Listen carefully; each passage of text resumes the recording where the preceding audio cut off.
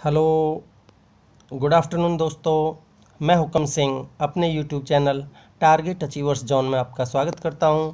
दोस्तों, आज से हम एक और सीरीज़ शुरू करने जा रहे हैं जिसमें हम इंडियन ज्योग्राफी को शुरू करेंगे और इसको कंप्लीट भी करेंगे। दोस्तों, जैसा कि आपको पता है, ऐसा कोई भी कॉम्पिटिटिव एग्ज़ाम नहीं होगा जिसमें इंडियन ज्योग्राफी का पोर्शन नहीं आता हो।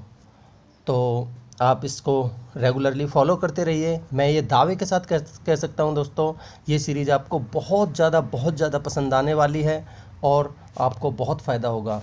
ये सीरीज़ आपके लिए यूपीएससी, एसएससी, रेलवे या फिर कोई भी स्टेट पीसीएस एग्ज़ाम हो, हर किसी में बहुत ही बेनिफिशियल रहने वाली है। तो आप इसको रेगुलरली फॉलो करते रहिए।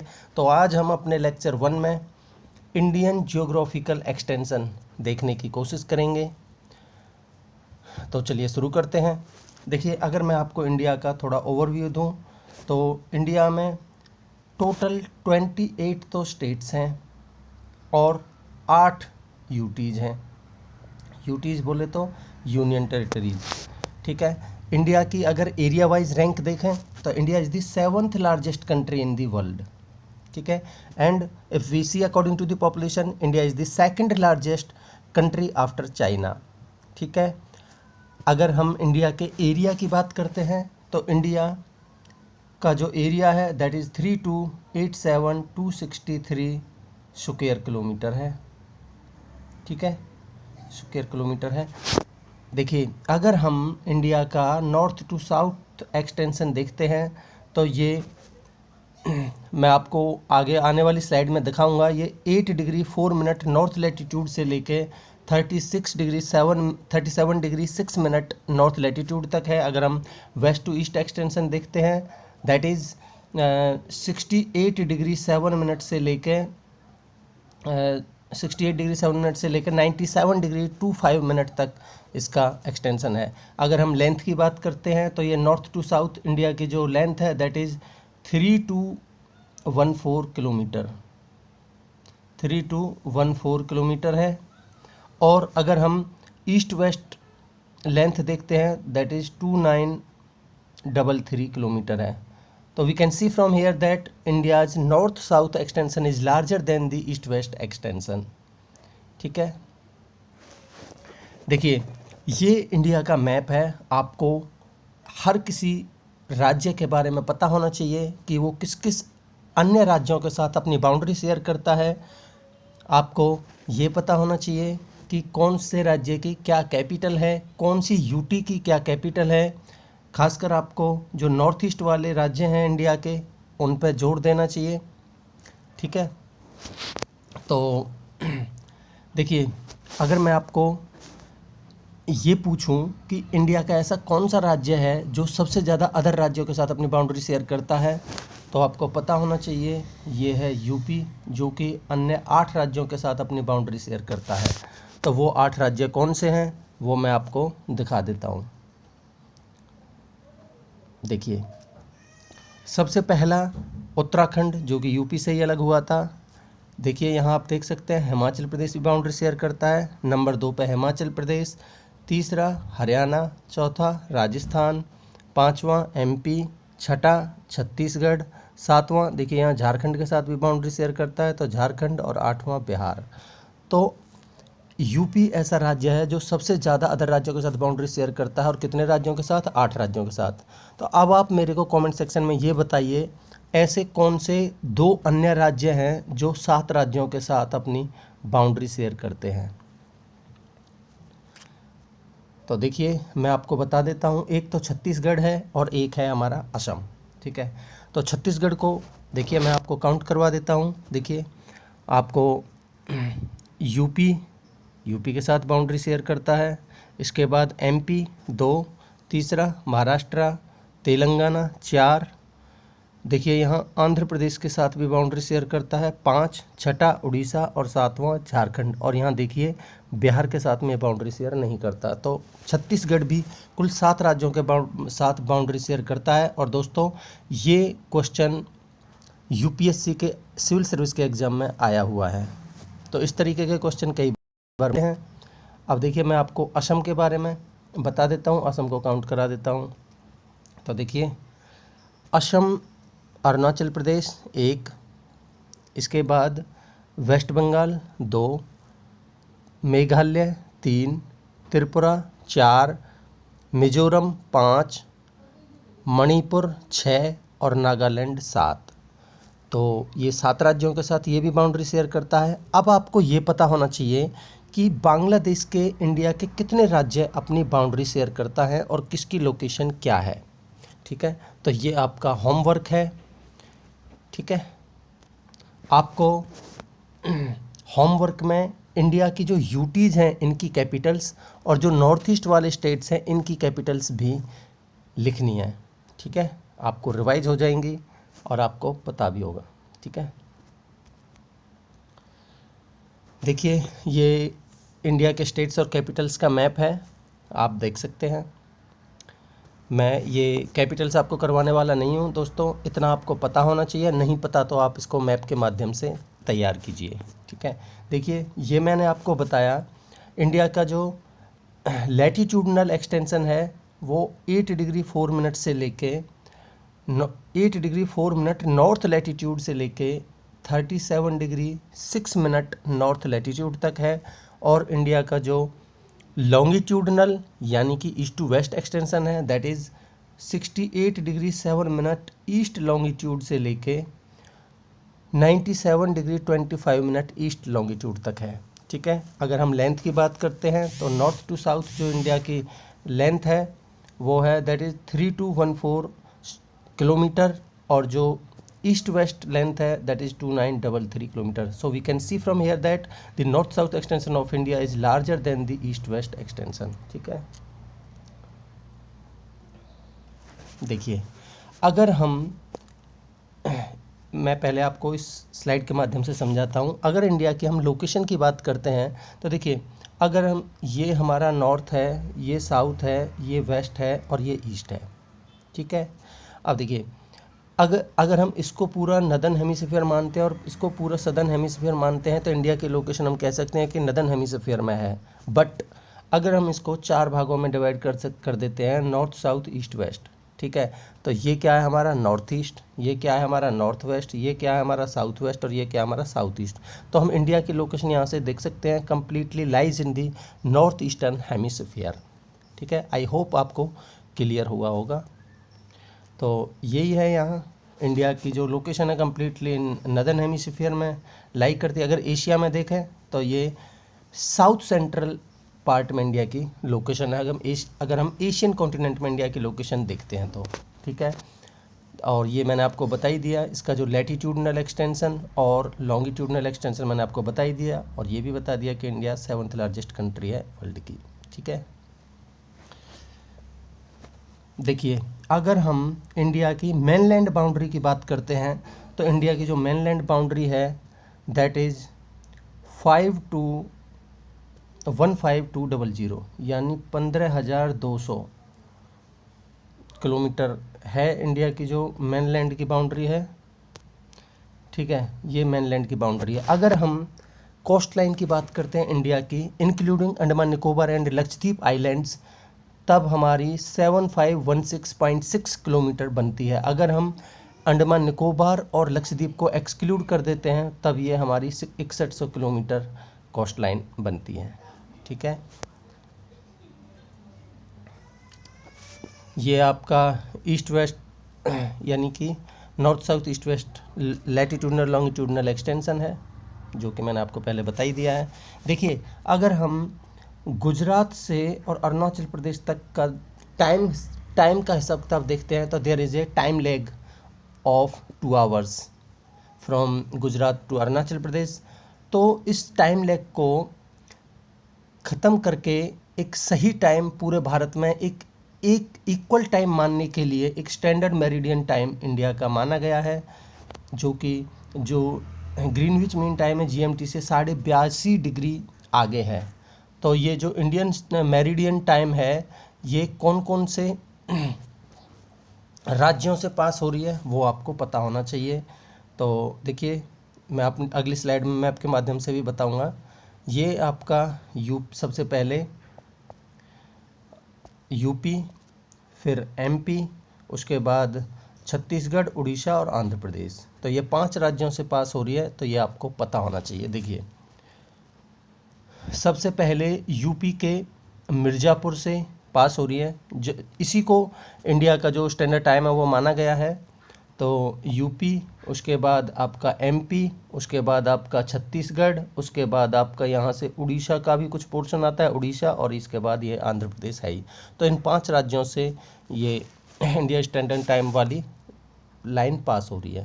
ठीक है,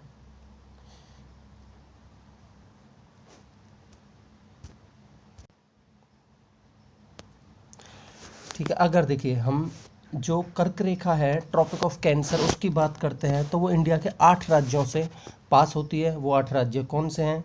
तो देखिए दोस्तों, इनकी जो लोग वह ट्रिक्स बना लेते हैं, ये बना लेते हैं, ट्रिक्स व्रिक्स कुछ नहीं होती दोस्तों। आप मैप के माध्यम से एक मैप को अपने दिमाग में सेट कीजिए और ये देखिए कि सबसे वेस्ट में आपके ये गुजरात से शुरू होके फिर राजस्थान से पास होती है। राजस्थान के बाद क्या पड़ता है आपका? एमपी, उसके बाद आपका छत्तीसगढ़, छत्तीसगढ़ के बाद आपका झारखंड, उसके बाद वेस्ट बंगाल, उसके बाद त्रिपुरा और उसके बाद मिजोरम। तो ये 8 राज्यों से पास होती है। तो दोस्तों, इसमें क्या ट्रिक बनानी? ट्रिप के चक्कर में आप ऐसे कितनी सारी चीज़ें हैं, किस किस की कितनी ट्रिक्स बनाओगे, ये मैं इस चीज़ पे बिलीव नहीं करता। आप इसको एक माइंड मैप बनाइए और उसके हिसाब से इन चीज़ों को याद कीजिए। तो देखिए, कौन कौन से राज्यों से पास होती है? तो एक गुजरात, राजस्थान, एमपी, छत्तीसगढ़, झारखंड, वेस्ट बंगाल, इसके बाद त्रिपुरा और उसके बाद मिजोरम। ठीक है, तो ये मैप में आप देख सकते हैं। ये रहा आपका, देखिए ये है हमारी।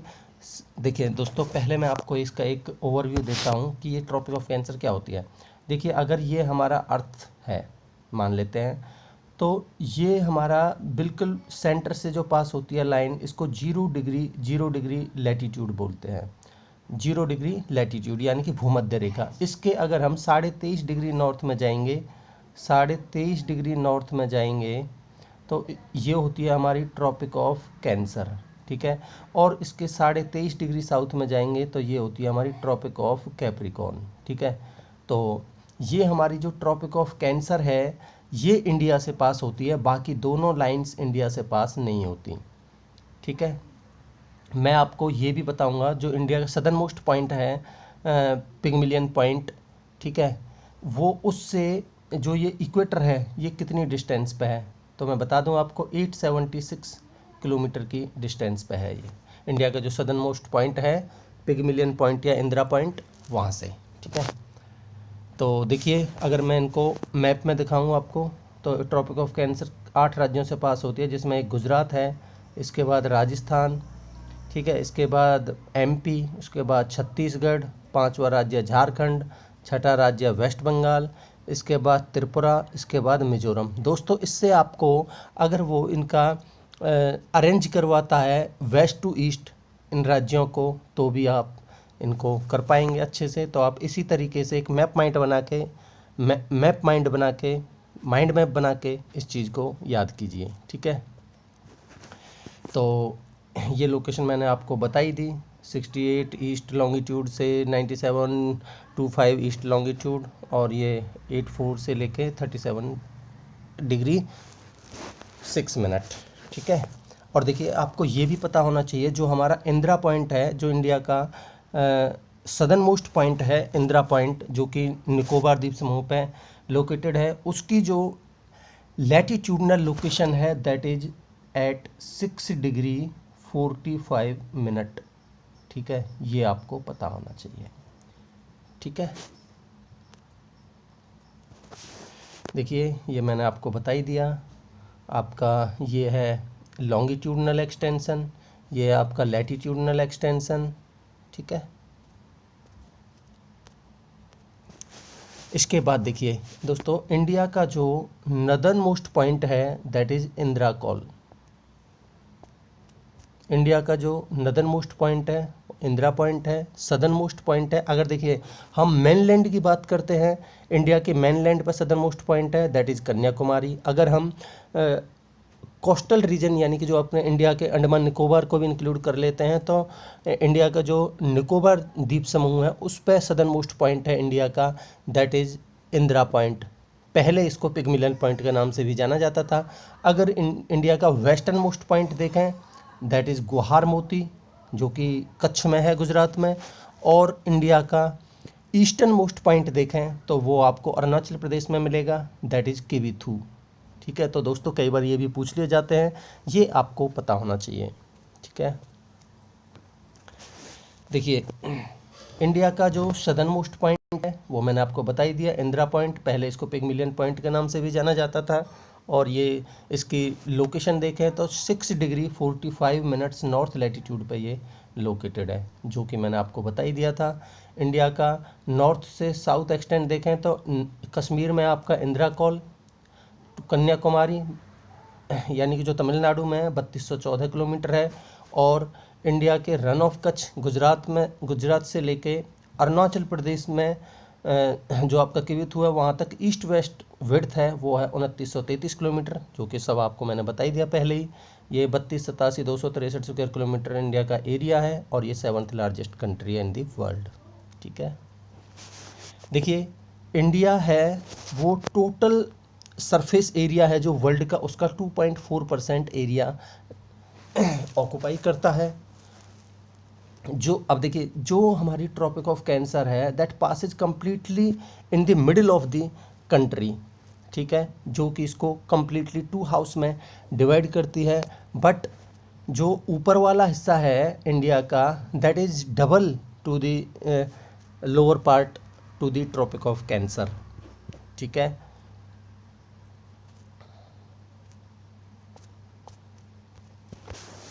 देखिए अगर मैं आपको जम्मू कश्मीर के बारे में थोड़ा सा अलग से बताऊं तो ये आपको पता होना चाहिए जम्मू कश्मीर की लोकेशन कहाँ कहाँ किसके साथ। हालांकि मैं अगले चैप्टर में इनका एक डिस्प्यूट, इंडिया के जो फ्रंटियर्स कंट्रीज़ हैं, इंडिया के जो नेबरिंग कंट्रीज़ हैं उनके बारे में, और किस किस एरिया के साथ में क्या क्या डिस्प्यूट है इंडिया के अदर कंट्रीज़ के साथ में, वो सब मैं अगले चैप्टर, अगले लेक्चर में आपको समझाऊँगा। अभी आप केवल जम्मू कश्मीर का समझिए। देखिए ये पूरा इंडिया का जम्मू कश्मीर का मैप है। ठीक है, इसमें ये जो ग्रीन पोर्शन आपको दिख रहा है that is POK, Pakistani occupied Kashmir, जो पाकिस्तान ने ऑक्यूपाई कर रखा है इलीगली। इसके बाद ये देखिए ये एरिया वो है जो पाकिस्तान ने चाइना को दे रखा है। ठीक है, the area ceded to China from Pakistan. ठीक है, इसके बाद ये चाइना ने कब्जा कर रखा है इस एरिया पर, जिसको हम अक्साई चीन के नाम से जानते हैं। ठीक है, और ये जो येलो कलर में आपको दिख रहा है ये आपका सियाचिन ग्लेशियर है, that is administered by India. ठीक है, और ये जो एरिया बचा हुआ है ये हमारा बचा हुआ है J&K का। ठीक है, देखिए अगर हम इंडिया की कोस्ट लाइन की बात करते हैं तो इंडिया की टोटल कोस्ट लाइन है अंडमान निकोबार द्वीप समूह और लक्षद्वीप को इंक्लूड करके दैट इज़ 7516.6 किलोमीटर। अगर इनको हम अंडमान निकोबार और लक्षद्वीप को एक्सक्लूड कर देते हैं तो ये 6100 किलोमीटर ही बचती है। ठीक है, तो हम इंडिया के जो कोस्टल प्लेन्स की अगर हम बात करें तो इनको 2 भागों में हम डिवाइड कर सकते हैं, एक तो ईस्टर्न कोस्टल प्लेन्स और दूसरा वेस्टर्न कोस्टल प्लेन्स। दोस्तों ये बहुत इंपॉर्टेंट है, आप इनको थोड़ा ध्यान से समझिए। देखिए पहले मैं आपको मैप के माध्यम से इनको क्लियर कर देता हूँ, उसके बाद मैं आपको स्लाइड के माध्यम से समझाऊंगा। देखिए अगर हम पहले ईस्टर्न कोस्टल प्लेन्स की बात करें तो ये वेस्ट बंगाल से लेके तमिलनाडु के कन्याकुमारी तक को हम ईस्टर्न कोस्ट बोलते हैं। ये इनको डिफरेंट नाम से डिवाइड किया गया है। देखिए जो हमारी उड़ीसा की चिल्का लेक है वहाँ से लेके और आंध्र प्रदेश की कोलेरू लेक तक का हिस्सा इसको बोलते हैं हम, ध्यान से सुनिए, उड़ीसा की चिल्का लेक से लेके आंध्र प्रदेश की कोलेरू लेक तक का हिस्सा को बोलते हैं हम उत्कल प्लेन्स, यानी कि उत्कल कोस्टल प्लेन्स। ठीक है, इसके बाद कोलेरू लेक आंध्र प्रदेश की ही, कोलेरू लेक से लेके आंध्र प्रदेश की ही पुलिकट लेक तक का जो हिस्सा है उसको बोलते हैं हम नदन सरकार्स या आंध्रा कोस्ट या नदन सरकार्स के नाम से। ठीक है, इसके बाद आंध्र प्रदेश की जो हमारी पुलिकट लेक से लेके और तमिलनाडु के कन्याकुमारी तक का हिस्सा, इसको बोलते हैं हम कोरोमंडल कोस्ट। दोस्तों इसको ध्यान रखिए कंप्लीटली, आपको ये मैं स्टार मार्क लगा रहा हूँ, उसको ये रटा होना चाहिए। ये कोरोमंडल कोस्ट और ये मालाबार कोस्ट आपको रटे होने चाहिए, जो वेस्टर्न कोस्टल प्लेन्स में है, ठीक है। तो देखिए, अगर हम वेस्टर्न कोस्टल प्लेन्स की बात करते हैं तो ये कच्छ से लेके कठियावाड़ तक का हिस्सा ये एक कोस्टल प्लेन है। कठियावाड़ से लेके जो आपका ये गुजरात के जो प्लेन्स है यहाँ तक का हिस्सा, सॉरी, ये है हमारा कच्छ का एरिया, ये है हमारा कठियावाड़ का एरिया, ये हमारे गुजरात प्लेन्स हैं इतने एरिया में। यहाँ से दमन से लेके और गोवा के आपका मैंगलोर तक का हिस्सा है, वो है आपका कोंकण कोस्ट, ठीक है। और यहाँ से जो आपका मैंगलोर से लेके कन्याकुमारी तक का, इसको बोलते हैं मालाबार कोस्ट, ठीक है। बाकी मैं स्लाइड के माध्यम से आपको आगे समझाऊंगा, तो अभी आप इतना समझिए। देखिए ये, और समझिए जो आपकी जो नदन सर्कल्स वाला हिस्सा है ईस्टर्न कोस्टल प्लेन्स में, इनके बीच में आपकी गोदावरी और कृष्णा नदी के डेल्टा हैं, जो कि बहुत ही फर्टाइल रीजन इसको माना जाता है एग्रीकल्चर के पॉइंट ऑफ व्यू से, ठीक है। तो देखिए ये ईस्टर्न कोस्टल प्लेन्स हैं। ईस्टर्न कोस्टल प्लेन्स हैं जो कि वेस्ट बंगाल से लेके आपके तमिलनाडु तक फैले हुए हैं, जिसमें से आपके आंध्र प्रदेश उड़ीसा से होते हुए, ठीक है। ये जो डेल्टाज मिलेंगे आपको कौन कौन से रिवर्स के, महानदी, कृष्णा, गोदावरी, कावेरी के ईस्टर्न कोस्टल प्लेन्स में ही मिलेंगे, ठीक है। ये एग्रीकल्चर पॉइंट ऑफ व्यू से बहुत ही फर्टाइल लैंड है, ठीक है। तो जो हमारा कृष्णा रिवर का डेल्टा है, इसको greenery of the south India के नाम से भी जाना जाता है। अब जो हमारा ईस्टर्न कोस्टल प्लेन्स हैं, उनको अगेन हम डिवाइड कर सकते हैं 3 कैटेगरीज में। तो वो कौन कौन सी हैं? सबसे पहला मैंने आपको बताया उत्कल प्लेन्स, ठीक है। उत्कल प्लेन्स ये कहाँ से कहाँ तक है? उत्कल कोस्ट कहाँ से कहाँ तक है? उड़ीसा की चिल्का लेक से लेके आंध्र प्रदेश की कोलेरू लेक तक, मैंने बताया ही था आपको, ठीक है। यहाँ बहुत ज़्यादा रेनफॉल होती है, इसलिए ये कल्टीवेशन के पॉइंट ऑफ व्यू से ये एरिया बहुत ही इम्पोर्टेंट है। और यहाँ जो एग्रीकल्चर होती है that is of rice, coconut and banana, ठीक है। इसके बाद आंध्रा कोस्ट या नदन सरकार कोस्ट, इसको हम बोलते हैं, ये आंध्र प्रदेश की ही कोलेरू लेक से लेकर आंध्र प्रदेश की ही पुलिकट लेक तक का एरिया है, ठीक है। इन दोनों के बीच में ही आपको कृष्णा और गोदावरी नदी के डेल्टा मिलेंगे, ठीक है। इसके बाद तीसरा मैंने बताया था आपको कोरोमंडल कोस्ट, कहाँ से कहाँ तक, जो आपकी आंध्र प्रदेश की पुलिकट लेक है यहाँ से लेके कन्याकुमारी तक, तमिलनाडु में जो लोकेटेड है कन्याकुमारी, वहाँ तक, ठीक है। ये एरिया ये सूखा रहती है मैक्सिमम टाइम, इसमें केवल समर के टाइम में यहाँ सूखा रहती है, और जो रेनफॉल होती है यहाँ वो केवल नॉर्थ ईस्ट मानसून की वजह से होती है। जो नॉर्थ वेस्ट मानसून है हमारा, जो जून के महीने में आता है केरला से शुरू होके, वो उससे यहाँ बारिश नहीं होती। इसको हम मानसून के सीज़न में, मानसून का जो चैप्टर पढ़ेंगे उसमें हम अलग से भी समझेंगे। बाकी अभी आप इतना ही समझिए। इसमें जो तमिलनाडु एक ऐसा राज्य है जहाँ जो हमारी लौटता हुआ मानसून है उसकी वजह से यहाँ बारिश होती है, that is north east monsoon की वजह से यहाँ बारिश होती है। और यहाँ जो कुछ देखने लायक चीज़ हैं वो चिल्का लेक और पुलिकट लेक की जो लैगून्स हैं, यहाँ बहुत ही इम्पोर्टेंट जियोग्राफिकल फीचर्स हैं ईस्ट कोस्ट के, ठीक है। अगर हम वेस्टर्न कोस्टल प्लेन्स की बात करें इंडिया के, तो उसमें ये आपको साउथ के केरला से लेके गुजरात तक का एरिया इसमें मिलेगा। इसमें आपको कर्नाटक, गोवा, महाराष्ट्र, ये राज्य हैं, इन राज्यों के साथ इसके कोस्टल प्लेन्स हैं। जो इनकी अगर हम लेंथ की बात करें तो ये 1500 किलोमीटर्स हैं नॉर्थ टू साउथ इनकी एक्सटेंशन, और इसकी विड्थ की बात करें तो 10 से 25 किलोमीटर इसकी विड्थ वेरी करती है। जो कॉन्टिनेंटल शेल्फ है वो आपको बॉम्बे के कोस्ट पे सबसे ज़्यादा मिलेगी, ठीक है। यहाँ ये जो बॉम्बे का कोस्ट है ये ऑयल रिच एरिया है, ठीक है। और जो मालाबार कोस्ट है इस पे आपको बहुत ही ब्यूटीफुल लैगून्स भी मिलेंगे, जो कि एक टूरिस्ट डेस्टिनेशन के लिए एक अच्छा पॉइंट माना जाता है, ठीक है। तो अगर हम इसके डिवीज़न की बात करें, जो हमारा वेस्टर्न कोस्टल प्लेन्स हैं, तो इनको हम 4 भागों में डिवाइड कर सकते हैं। सबसे पहला कच्छ एंड कठियावाड़ कोस्ट, जो कि मैंने आपको बताया था, ये यहाँ गल्फ़ फॉर्म होती है किसकी वजह से, जो इंडस रिवर है उसके द्वारा बहाकर लाई गई सिल्ट के द्वारा, यानी कि deposition of the silt by the Indus river, इसकी वजह से यहाँ गल्फ़ फॉर्म होती है।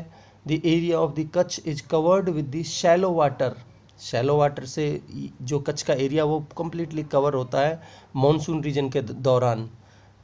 और इसको 2 भागों में डिवाइड कर सकते हैं हम, एक तो great run of Kutch north side में है और एक लिटिल रन ऑफ कच्छ जो कि ईस्ट साइड में है, ठीक है। और जो आपका कठियावाड़ है ये जो कच्छ का रीजन है इसके साउथ में लोकेटेड है, ठीक है।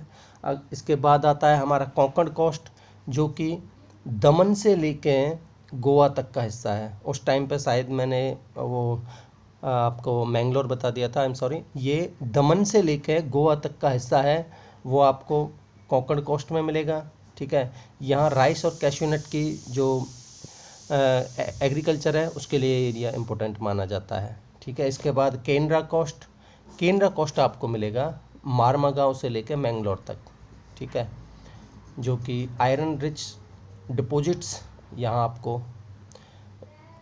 मिलेंगे, यानी कि ये जो एरिया है ये आयरन डिपॉजिट्स के लिए बहुत ही रिच माना जाता है। इसके बाद last one is the Malabar coast that extends from Mangalore in the Karnataka to the Kerala, ठीक है। इस एरिया में आपको बहुत ही खूबसूरत लैगून्स मिलेंगी, जो कि ये हमारा जो कोस्ट है उसके पैरेलल लाई करती हैं, ठीक है। अब मैं आपको ये चीज़ आपको पता होना चाहिए, जो कोंकण कोस्ट है ये हमारा महाराष्ट्र के कोस्ट से लेके गोवा के कोस्ट तक है, और जो मालाबार कोस्ट है ये हमारा केरला से लेके कर्नाटक तक, कर्नाटक में बोले तो कर्नाटक का मैंगलोर वाला जो हिस्सा है वहाँ तक का है, ठीक है। तो ये आपको पता होना चाहिए। इसके बाद देखिए मैं आपको थोड़ा अंडमान निकोबार और जो लक्षद्वीप हमारे आइलैंड्स हैं इनके बारे में बता देता हूँ। तो देखिए अंडमान में सबसे पहले आपको मिलेगा नॉर्थ अंडमान, उसके बाद मिडिल अंडमान, ये आपका नॉर्थ अंडमान है, मिडिल अंडमान, इसके बाद आपको साउथ अंडमान, ठीक है। और अंडमान और निकोबार या फिर लिटिल अंडमान और कार निकोबार के बीच में आपको मिलेगा 10 डिग्री चैनल, ठीक है। और जो इंडिया का सदर्न मोस्ट पॉइंट है वो जो हमारा निकोबार द्वीप समूह का सदर्न मोस्ट पॉइंट पे है, जिसको हम पिग्मिलियन पॉइंट या इंदिरा पॉइंट के नाम से जानते हैं, ठीक है। अगर हम लक्षद्वीप की बात करें तो इसमें आपको मिलेगा, लक्षद्वीप की कैपिटल है कावरत्ती और ये इस मिनिकॉय आइलैंड है, इन दोनों के बीच में 9 डिग्री चैनल इनको सेपरेट करता है। और जो इंडियन ओशियन में जो मालदीव्स है और जो हमारे लक्षद्वीप का मिनिकॉय आइलैंड है, इन दोनों को 8 डिग्री चैनल सेपरेट करता है, ठीक है। इसके बाद देखिए एक ये बड़ा खूबसूरत क्वेश्चन है कि इंडिया एक, देखिए मैं आपको इसके बारे में थोड़ा समझाता हूँ। जैसे ये हमारा अर्थ है, ये मैंने बताया आपको 0 डिग्री लैटीट्यूड यानी इक्वेटर, इसके 23.5 डिग्री नॉर्थ में ट्रॉपिक ऑफ कैंसर और 23.5 डिग्री साउथ में ट्रॉपिक ऑफ कैप्रिकॉर्न। तो ये आपको पता है इंडिया के मैप में कि जो 23.5 डिग्री नॉर्थ वाली जो लैटीट्यूड है यानी कि ट्रॉपिक ऑफ कैंसर इंडिया से पास होती है। तो इंडिया के जो ट्रॉपिक ऑफ कैंसर के ऊपर वाला हिस्सा है उसको हम बोलते हैं टेम्परेट जोन, और उसके जो साउथ वाला हिस्सा उसको बोलते हैं हम ट्रॉपिकल जोन, ठीक है, tropical. But this temperate zone is twice as compare to the tropical zone in India, ठीक है। फिर भी देखिए टेम्परेट वाला डबल है ट्रॉपिकल से, फिर भी India is considered as the tropical country. Why? तो इसके पीछे आपको 2 रीजन मिलेंगे। तो देखिए मैं आपको समझाता हूँ।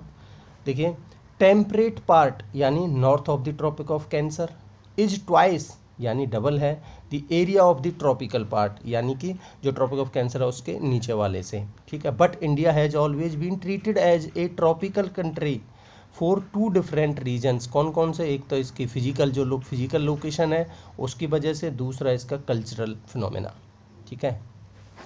देखिए इंडिया का जो फिजिकल लोकेशन है, देखिए इंडिया के जो इंडिया को रेस्ट ऑफ द एशिया से नॉर्थ में जो हिमालयाज हैं वो सेपरेट कर देते हैं, और इसलिए क्लाइमेट है जो यहाँ की that is dominated by tropical monsoon की वजह से ये डोमिनेट की जाती है, इसलिए एक तो ये ट्रॉपिकल माना जाता है कंट्री को। दूसरा, जो टेम्परेट एयर मासेज को ब्लॉक कर दिया जाता है हिमालयाज के द्वारा, ठीक है।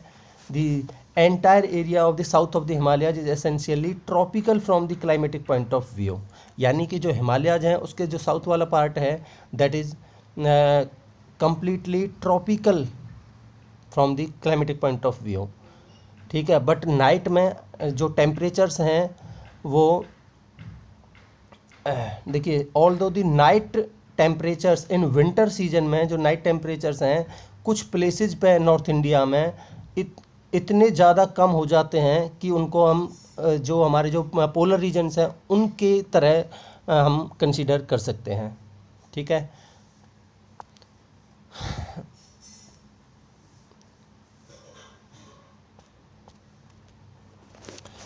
और दूसरा हम कह सकते हैं कल्चरल जियोग्राफिकल रीजन है इसका, कि इसको ट्रॉपिकल समझा जाता है। वो कैसे?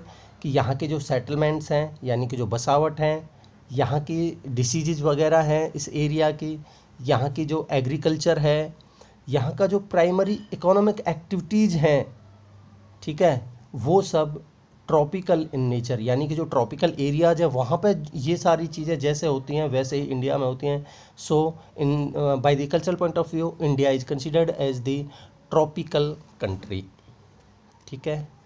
तो इस तरीके से ये लेक्चर दोस्तों कंप्लीट होता है। मैं आशा करता हूँ आपको ये चैप्टर बहुत ही अच्छे से समझ आया होगा। तो आप मेरे YouTube channel target achievers John को लाइक, शेयर एंड सब्सक्राइब कीजिए। तो thank you so much, have a great day.